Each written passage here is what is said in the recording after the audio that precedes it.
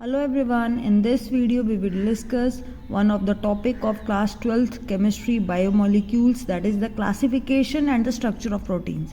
In our previous video we have already discussed what are amino acids, how they are classified, what are the different categories of amino acids and some properties related to it. So in this video we will taking ahead that topic. Now the next important concept is classification and the structure of proteins. Proteins are generally classified into two categories. First one is on the basis of their molecular structure and second one is on the basis of their chemical composition, or we can say the nature of product they give on hydrolysis. On the basis of molecular structure they are further divided into two categories. These are fibrous protein and globular protein. Now fibrous protein, the name itself suggests that it has structure just like thread like, or we can say fiber like structure. Because of its fiber nature it is insoluble in water. Types of bonding present is hydrogen bond and the disulfide linkage, and the most important are its example like keratin, collagen, fibrin, and in case of muscle cells myosin. So all these are the examples of fibrous protein. So one of the MCQ can be easily framed on this topic. Number of examples are given to you and you have to identify which one is the fibrous protein. So fibrous protein are thread like structure, or we can say fiber like structure. They are insoluble in water. The type of bonding exists between them is the hydrogen bond and the disulfide linkage. On the other hand, globular proteins are spherical in shape, and the second property, it is soluble in water. Now why globular protein is soluble in water?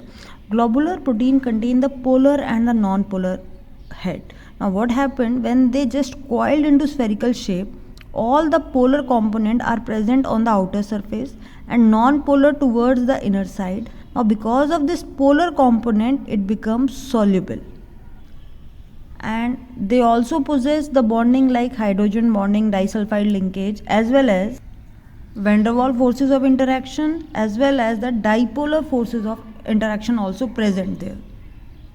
Here also the examples are very important. Now one of the example here is the hemoglobin, which is a globular protein, as well as insulin.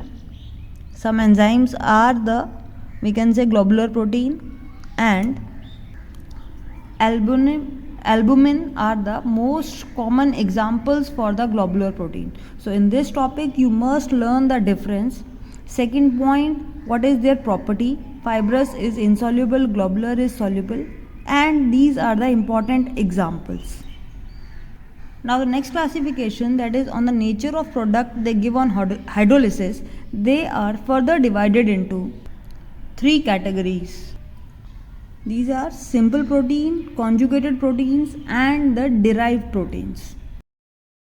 So the simple proteins are those proteins which on hydrolysis give only, and the simple protein, as the name itself suggests, that is simple in nature, that is on hydrolysis it is give only alpha amino acid. Whereas in case of conjugated protein, conjugate word comprise of thing that it is in combination with some other part. So that is it consists of two sub parts. One is the protein and other one is the non-protein part. So we can define conjugate proteins as those proteins which on hydrolysis give alpha amino acid in addition to non-protein portion. Now what does this non-protein portion is called? It is called the prosthetic group, and this group control the function of this protein. So this is a very important part of the conjugated protein, that is it control the function of that protein. Now just an interesting fact for you.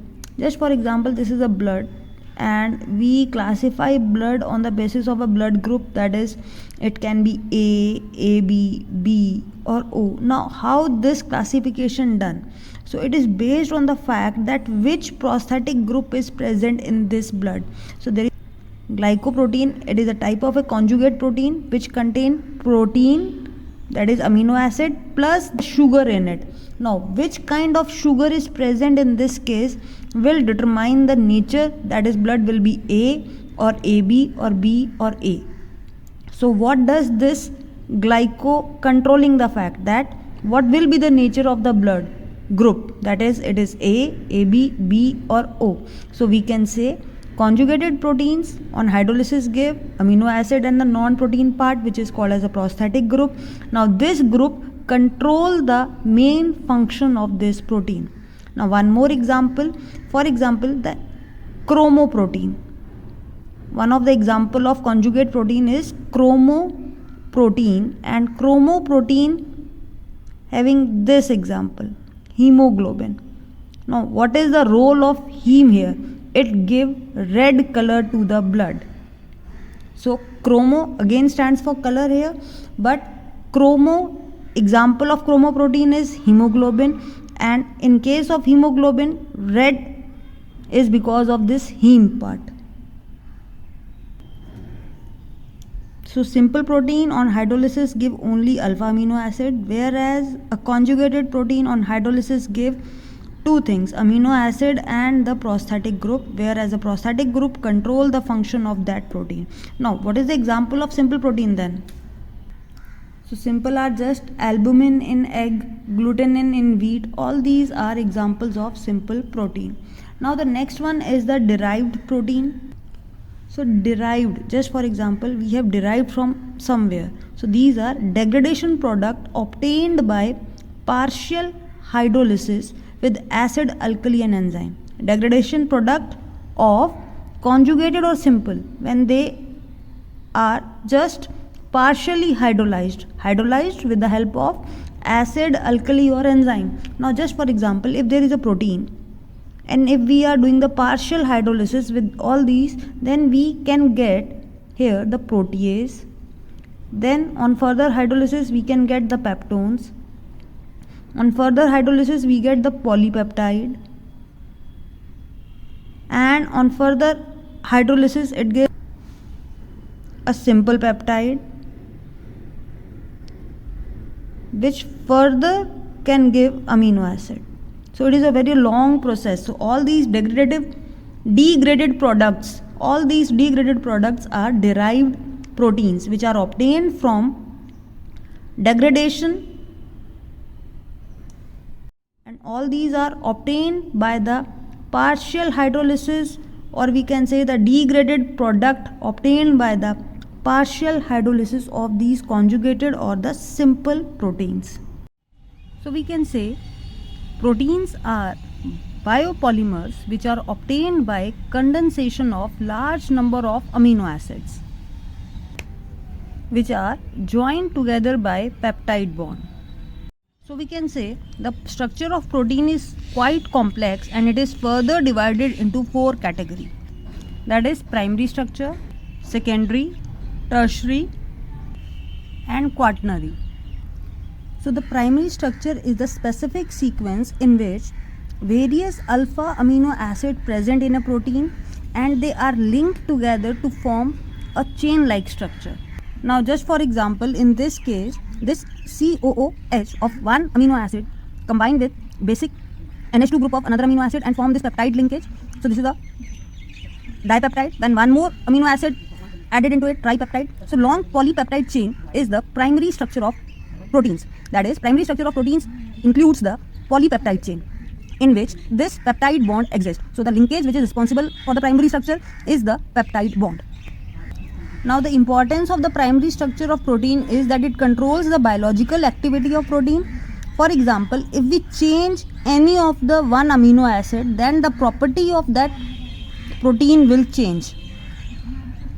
Now for example, in case of hemoglobin, if one of the amino acid, that is a glutamic, is replaced by valine, then it becomes a defective hemoglobin, that is the sickle cell anemia will occur in that person. That is, in case of hemoglobin, if one of the amino acid, that is the glutamic, is replaced by the valine, then that person suffers from the sickle cell anemia disease. That is, the biological activity of hemoglobin changes if one of its amino acid is changed. So primary structure is just a long chain of polypeptide which is joined by a peptide bond which controls the biological activity of that protein. So before moving ahead towards the secondary structure, first of all we understand one of the important concept related to this peptide bond. Now just for example, this is one of the peptide linkage where this NH group is from another amino acid and this CO group from the another amino acid, which is represented by this R and R dash. So this peptide linkage has a partial double bond character. Now how this occur?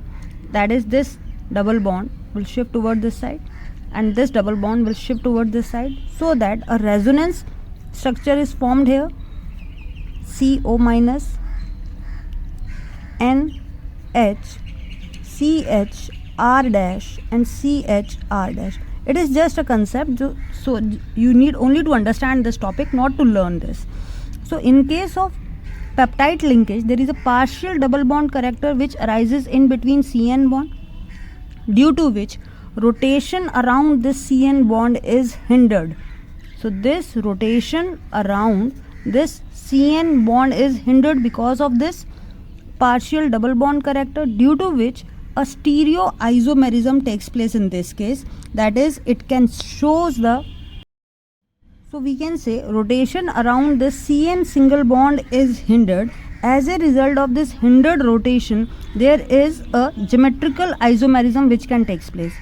Now what kind of a geometrical isomerism? That this amino acid can exist in two forms, cis and trans. Now this one here is the trans form, where these alkyl group are just, we can say, at diagonal to each other, or we can say this CO or NH are diagonal to each other. Why not on the same side? When if they are on the same side, then just for example, this is, I am just writing here like this, and this is NH. Now in this case there is the steric hindrance between these two bulky groups. So which form of dipeptide linkage is more stable? The trans form. That is why in the structure you are observing CO towards the upper side and N towards the lower side, then like this. So this form is more stable. Reason? Rotation around CN bond is hindered, so due to which a geometrical isomerism occur and peptide linkage can exist in two forms, that is the trans form and the cis form, and cis is less stable and trans is more stable here. So these bonds CN and CN, rotation around these bond is hindered because of this partial double bond character. So we can say the free rotation of this peptide change is only allowed to this carbon, around this carbon, that is the alpha carbon, the carbon which is attached to this nitrogen and this oxygen. So now rotation, free rotation can be possible in these two directions. The one angle is here the psi and other angle here is the this part. So we can say there is a rotation in between angle R C H C O, one rotation around this side and other one is R C H N H. So two rotations are allowed in this polypeptide change. It is not allowed along this direction or along this direction. Now these angles are known as a Ramachandran angle. This is an important point. These angles are known as an Ramachandran angles after the name of an Indian biophysicist G.N.A. Ramachandran. So it is just an additional fact. What is the fact? That rotation around the CN bond is hindered, due to which it exists in two geometrical isomerism, trans and the cis form, and trans is the more stable form. So then the next question, is there any rotation possible in the polypeptide chain? Yes, there is one rotation possible, that is around this alpha carbon which is attached to NH and CO. So here it can make angle psi and theta here. These two angles are RCHO, here is the psi angle and this is a theta angle, and these angles are known as an Ramachandran angles, which is given by the after the name of an Indian scientist, that is G.N.A. Ramachandran. So in the primary structure we have discussed, it is a long polypeptide chain where there is the hindrance in rotation along this OCNH bond because of the partial double bond character, and yes, there is a rotation can be possible along this CNH and RCCO bond here, which is also known as an Ramachandran angle. So now we will moving ahead towards the secondary structure.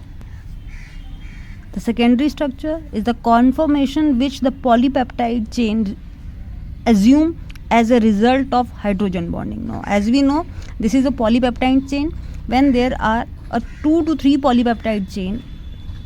Now, next part is a secondary structure. Now, what is a secondary structure? It is a conformation, which means it is a type of a structure in which the polypeptide chain assume as a result of hydrogen bonding. So, when we have different polypeptide chain and they all are linked together by the hydrogen bonding, it leads to secondary structure. Now, depending upon types of hydrogen bonding, two different secondary structures are there. So, one is the alpha helix and other one is the beta pleated sheet. In alpha helix, the hydrogen bonding is the intramolecular, that is the within the molecule, whereas in case of beta pleated sheet, the hydrogen bonding is between two different polypeptide chain. It is within the polypeptide chain, it is in between two polypeptide chain, that is the intermolecular hydrogen bonding. So this is the basic difference between the primary, secondary, alpha and beta pleated sheet. In the primary, the bonding is only simple, the peptide bond is present. In secondary, the hydrogen bonding is present, and due to this hydrogen bonding, a different structure arises depending upon the alkyl group. Just for example, in case of alpha helix, intramolecular hydrogen bonding. In case of beta pleated sheet, intermolecular hydrogen bonding. Now, in order to understand the intramolecular and intermolecular bonding in alpha helix and beta pleated, we must understand what is the structure in case of alpha helix. So, in the case of alpha helix, this is a right-handed helix is there, alpha helix structure of protein. We have just curl our right hand and in that direction this helix is moving. So in this case, as we know, amide bond is present in the polypeptide chain CONH, CONH. So every first CO is intramolecular hydrogen bonded with the fourth NH here. This is the first carbonyl, second, third and fourth. So fourth NH is bind with the first carbonyl and the so on. So that a complete intramolecular hydrogen bonding is in between these atoms, due to which it form a helix-like structure, a screw, right-handed screw-like structure. So this is a very important point. What is the cause of this alpha helix? That is the intramolecular hydrogen bonding. Whereas in case of beta pleated sheets, now what do you mean by the pleats? So when we make this kind of zigzag form, so these are the pleats here. Okay, so in case of beta pleated sheet, one polypeptide chain is just aligned in front of the second one. So now there is intermolecular hydrogen bonding, that is between two different polypeptide chain. Now there is an hydrogen bonding, which means, just for example, if this is a one chain, it is bonded with this chain and this chain. These are intermolecular hydrogen bonding. Similarly, this chain intermolecular hydrogen bonding with this one, due to which a pleat-like structure is formed like this. Okay, so what do you mean by the pleated sheets? Because if we draw any of the polypeptide chain in a way, just for example, here one is the CO, other side is NH, then CHR, then this side CO, then this side NH. Now again a anti-parallel direction. If in front of this is NH, then it is CH, then it is CO, then again it is NH. So there is intermolecular hydrogen bonding between this O and H. Similarly, this NH is bonded with another polypeptide chain having CO in front of this.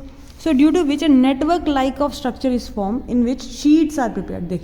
Just for example, CO bonded with NH and this CO is bonded with other polypeptide chain. Again, this NH is bonded with CO, this NH bonded with this CO. So a beta pleated, a pleats formed in this case, a pleat-like structure formed in this case, and hence it is known as beta pleated sheet.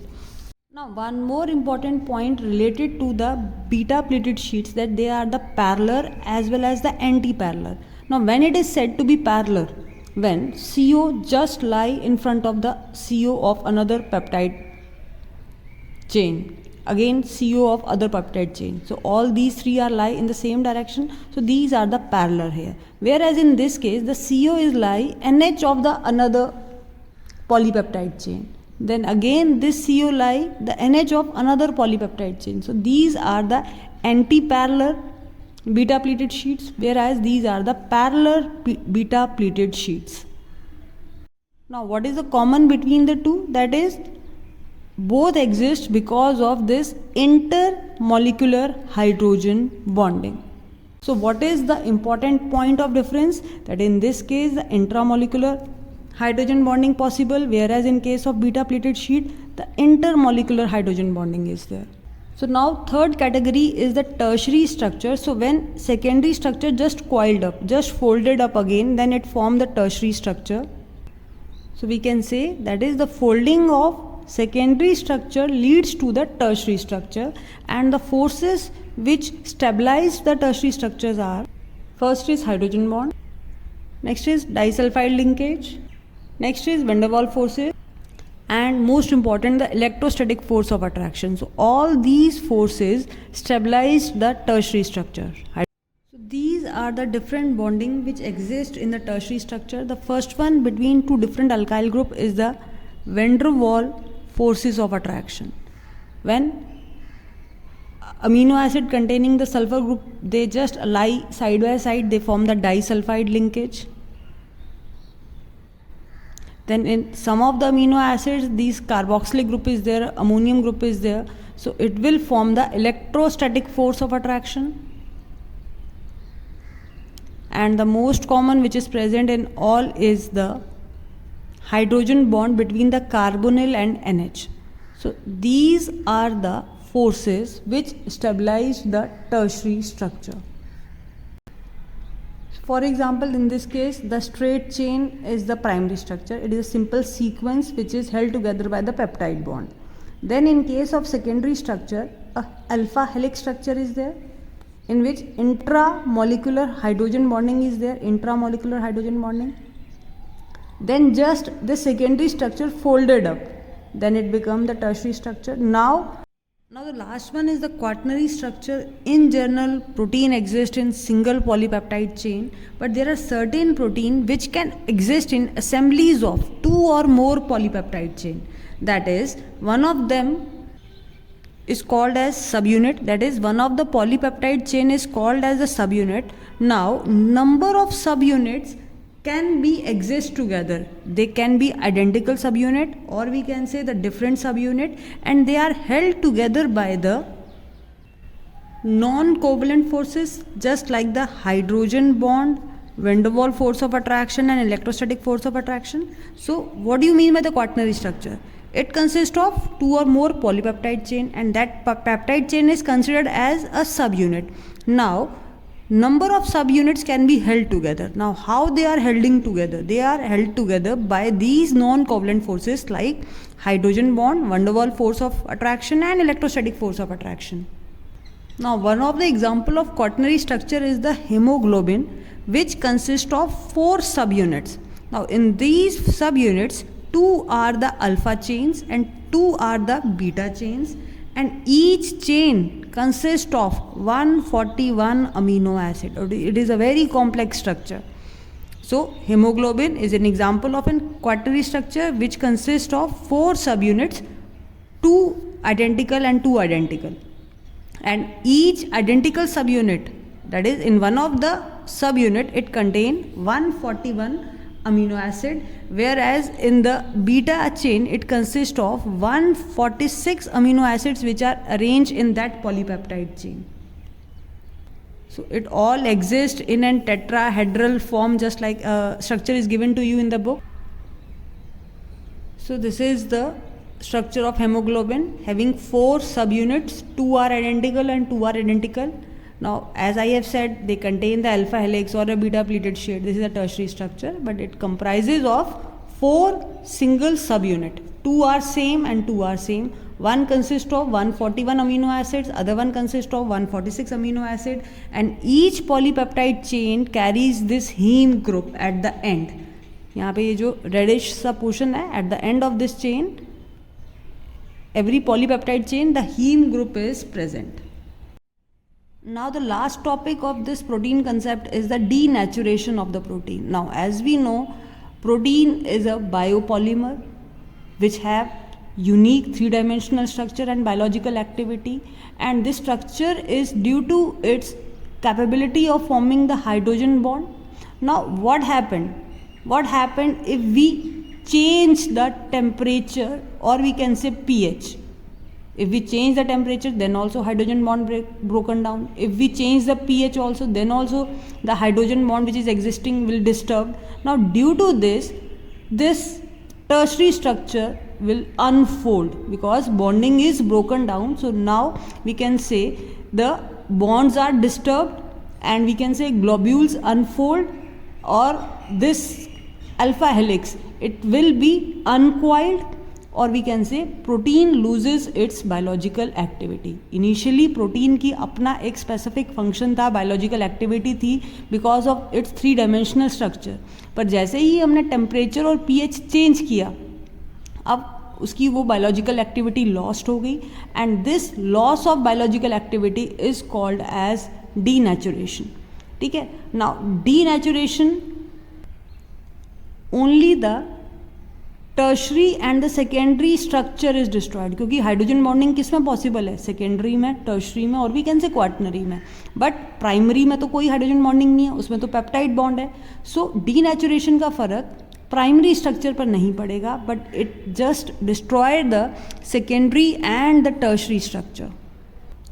And common example of denaturation in daily life is the coagulation of egg white on boiling. ठीक है. जितना भी protein है वो denatured हो जाता है because of increase in temperature. Another example is curdling of milk which is cause due to formation of lactic acid by the bacteria present in the milk. So all these examples are the denaturation of protein.